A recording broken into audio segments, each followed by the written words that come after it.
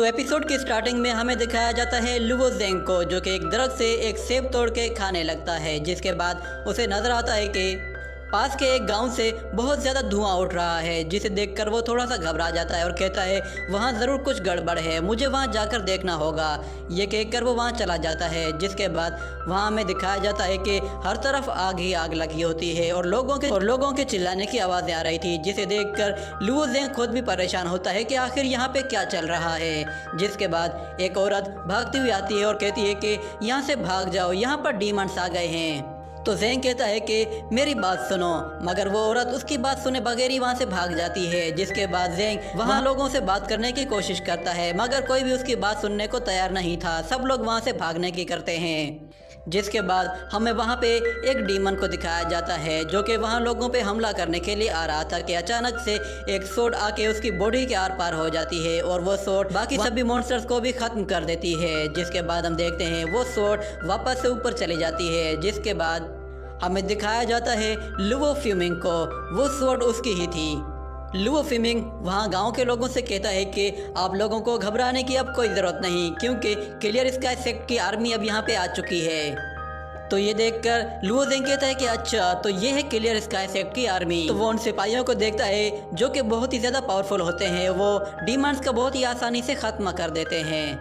ये देखकर Luo Zeng कहता है कि क्लियर स्काई सेक्ट की आर्मी तो बहुत ही पावरफुल लग रही है। वो लोग डीमंस का पीछा करते हैं और उन्हें वहां जाके मारने की कोशिश करते हैं। जिसके बाद दूसरी तरफ लुओ फ्यूमिंग के पास एक बंदा आता है और कहता है कि मास्टर, हमने तकरीबन सभी डीमंस को मार दिया है और बाकी बचे हुए डीमंस का पीछा किया जा रहा है, उन्हें भी जल्दी मार दिया जाएगा। ये सुनकर लुओ फ्यूमिंग कहता है कि ठीक है, इन विलेजर्स के घर टूट चुके हैं, अब इनके पास रहने के लिए कोई जगह नहीं, इसलिए जल्द से जल्द अपने सेक्ट के पास जो भी गांव है, इन लोगों को वहां शिफ्ट करने की तैयारी करो। जब लुओ ज़ेंग ये बात सुनता है तो वो कहता है कि ये लोग क्लियर स्काई सेक्ट जा रहे हैं, तो मुझे भी इनके साथ चलना चाहिए। ये कहकर वो उनके साथ चल पड़ता है। जिसके बाद अगले सीन में हम लोग देखते हैं कि डीमन लॉर्ड एक ब्लड पूल में कल्टीवेशन कर रहा होता है और जब वो अपनी कल्टीवेशन खत्म करता है तो वहाँ मौजूद अपने एक सर्वेंट से कहता है कि मैंने तुम्हें जिस शख्स को तलाश करने के लिए भेजा था, क्या तुम्हें वो मिल गया? तो वो शख्स कहता है कि हाँ, हमने उसे ढूंढ लिया है। और इसके अलावा एक दूसरा शख्स भी है जिसके बारे में हमारे पास एक अच्छी न्यूज़ है। हमें पता चल गया है कि वो लोग कहाँ हैं। वो लोग इस वक्त ईस्टर्न रीजन में एंटर हो चुके हैं, जो कि क्लाउड हॉल के अंडर में आता है। तो डीमन लॉर्ड कहता है कि हमें इस चीज़ का फ़ायदा उठाना है।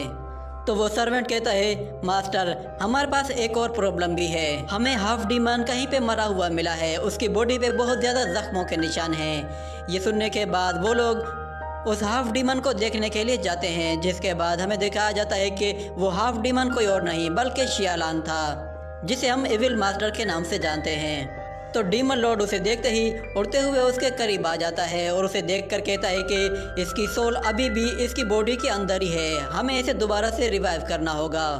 वो अपनी फिंगर से अपनी डिमोनिक एनर्जी उसकी बॉडी में ट्रांसफ़र करता है। जिसके बाद हमें दिखाया जाता है कि आहिस्ता आहिस्ता उसकी बॉडी में हलचल होने लगती है। इसी के साथ ये सीन यहीं पे कट होता है। अगले सीन में हमें क्लियर स्काई सेक्ट के माउंटेन गेट को दिखाया जाता है, जहाँ पे वो सभी विलेजर्स आ रहे होते हैं और वो लोग उस क्लियर स्काई सेक्ट को देखकर बहुत ही हैरान होते हैं, क्योंकि वो बहुत ही ज़्यादा बड़ा था और पहाड़ के बिल्कुल चोटी पे बना हुआ था। ये देखकर लुओ ज़ेंग कहता है कि मुझे यान को कहाँ ढूंढना चाहिए, क्योंकि वहाँ पे हर तरफ कोई ना कोई सिपाही अपने हथियार लेके खड़ा हुआ था। ये देखकर लुओ ज़ेंग कहता है कि यहाँ से छुपकर निकलना बहुत ज़्यादा मुश्किल होगा, क्योंकि हर तरफ गार्ड खड़े हुए हैं। जिसके बाद एक सिपाही वहाँ पे एक अनाउंसमेंट करता है और कहता है कि डीमंस लगातार हमले कर रहे हैं, इसलिए उन डीमंस को मारकर भगाने के लिए हम लोग नए सिपाहियों को भर्ती कर रहे हैं। ऐसे सिपाही जो कि बिल्कुल यंग हो और उनका कल्टीवेशन लेवल भी बहुत अच्छा हो। तो अगर आप लोग क्लियर स्काई सेक्ट को ज्वाइन करना चाहते हैं तो एक लाइन बनाकर खड़े हो जाएं। तो वो सब लोग एक लाइन में खड़े हो जाते हैं और लुओ ज़ेंग भी उनके साथ खड़ा हो जाता है। जिसके बाद हम देखते हैं वो लोग एक खास किस्म के आइडेंटिटी बैच को दिखा के वहाँ से अंदर चले जाते हैं। जिसके बाद लुओ ज़ेंग की बारी आती है तो उससे वो बैच मांगा जाता है। तो लुओ ज़ेंग कहता है कि मेरे पास ऐसी कोई चीज़ नहीं है। जिस पर वो लोग उससे कहते हैं कि क्या तुम्हारे पास ऐसी कोई चीज़ नहीं है, तो फिर तुम लाइन में क्यों खड़े हो, चलो निकलो यहाँ से। पता नहीं कैसे कैसे लोग आ जाते हैं। और उसके पीछे खड़ा हुआ बंदा कहता है कि इसे तो अपनी आइडेंटिटी बैच के बारे में भी नहीं पता नहीं कहाँ से आ गया है ये। ये सुनकर लुओ जेंग एक साइड पे चला जाता है, जिसके बाद उसके पीछे एक और लड़का आता है और उससे आकर कहता है कि मेरी बात सुनो। तो जेंग कहता है कि तुम्हें क्या चाहिए। वो शख्स कहता है मेरा नाम मोचेन है, क्या तुम यहाँ पे पहली मर्तबा आए हो। तो जेंग उसे कोई जवाब नहीं देता, जिस पर वो कहता है कि मुझे लगा ही था तुम कोई जवाब नहीं दोगे, मगर कोई बात नहीं, तुम्हें आहिस्ता आहिस्ता इसकी आदत पड़ जाएगी। जिसके बाद वो उससे बताता है कि clear sky sect eastern region में सबसे ज़्यादा पावरफुल है और हर डे से पहले इस सेक्ट को ज्वाइन करने की ख्वाहिश रखता है, और अब जाके हमें मुश्किल से इसे ज्वाइन करने का मौका मिला है और अब तो कोई ट्रेनिंग प्रोसेस भी शायद नहीं होगा। ये सुनकर जेंग कहता है कि क्या तुम यहाँ पे काफ़ी टाइम से रह रहे हो। तो मोचेन कहता है कि नहीं, मुझे यहाँ सिर्फ कुछ ही दिन हुए हैं। तो जेंग ये सुन के वहाँ से जाने लगता है, जिसके बाद मोचेन उसके पीछे आता है और कहता है कि रुको, हम कल्टीवेटर्स हैं और डीमन से लड़ना हमारा फर्ज है, तो हम लोग इस तरह पीठ दिखाकर नहीं भाग सकते, और जहाँ तक बेच की बात है तो वो कोई मसला ही नहीं, तुम यहीं पे रुको। ये कहकर वो दोबारा से लाइन में चला जाता है और कुछ ही देर में वो दोबारा से लुओ जेंग को पुकार के उसकी तरफ एक बेज फेंकता है। ये बेज असल में उसने किसी का चुराया था। तो जेंग उस बेज पे उसको थैंक यू कहता है, मगर वो देखता है कि जिसका वो बेज चोरी हुआ था वो शख्स अपने बेच को वहाँ पे ढूंढने लगता है। तो उसके अलावा वहाँ पे और भी बहुत सारे लोग थे जो कि उसका बेच ढूंढने लगते हैं, जिनमें से एक शख्स लुओ जेंग को जानता था। तो जेंग उसे देखकर कहता है कि मेरा ये सफ़र तो दुश्मनों से भरा हुआ है। ये कहने के बाद ये एपिसोड यहीं पे ख़त्म हो जाता है।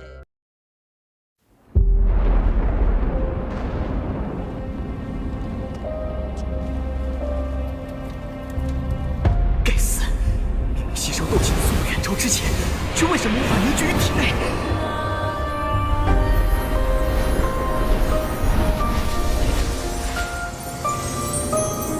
小娃娃，看来你需要帮助啊！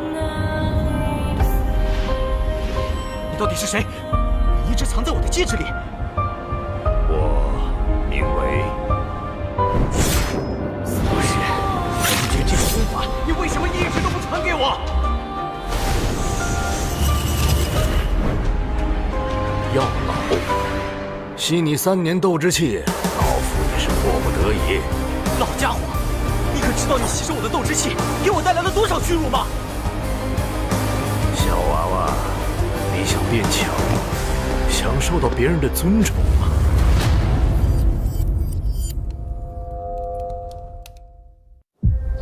是时候前去迦南学院了。早日找到陨落心眼，也可以早日为你炼制躯体。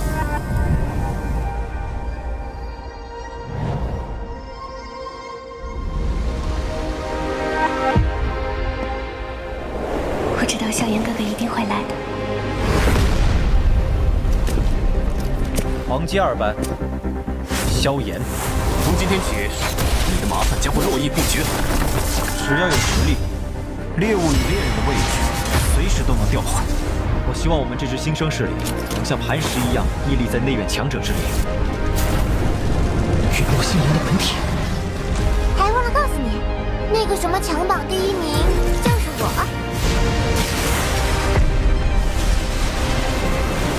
就让本王送你上路吧。挑战你，只是萧炎哥哥说想看见我耀眼的一面。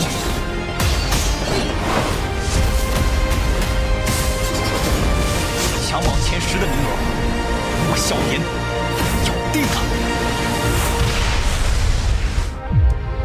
萧炎少爷，小姐该回家了。薰儿。 会去找你的，不管你背后势力是如何庞大与恐怖，你是我的。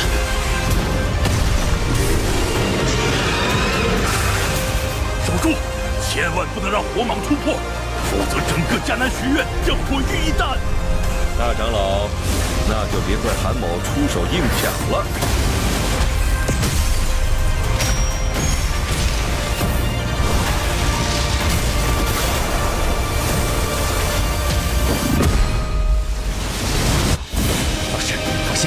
清理门户的事情交给我来做。要是你，师兄会让你和老师一起永埋死地。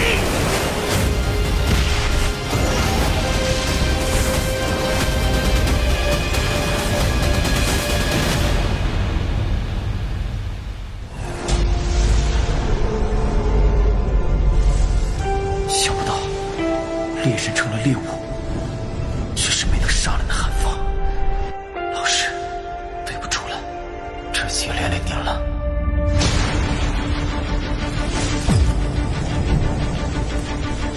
离开他，弱者没有资格拥有的。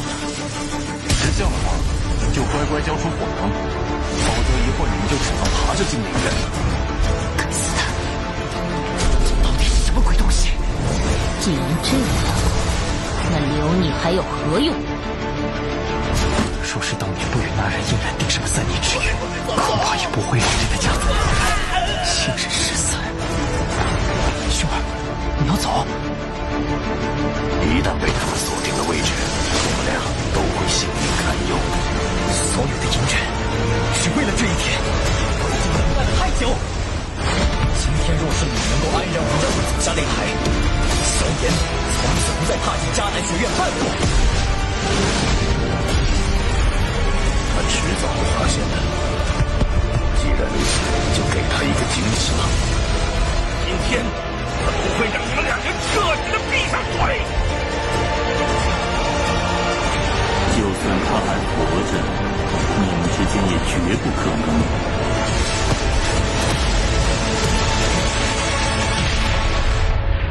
加玛帝国云岚宗，萧炎回来了。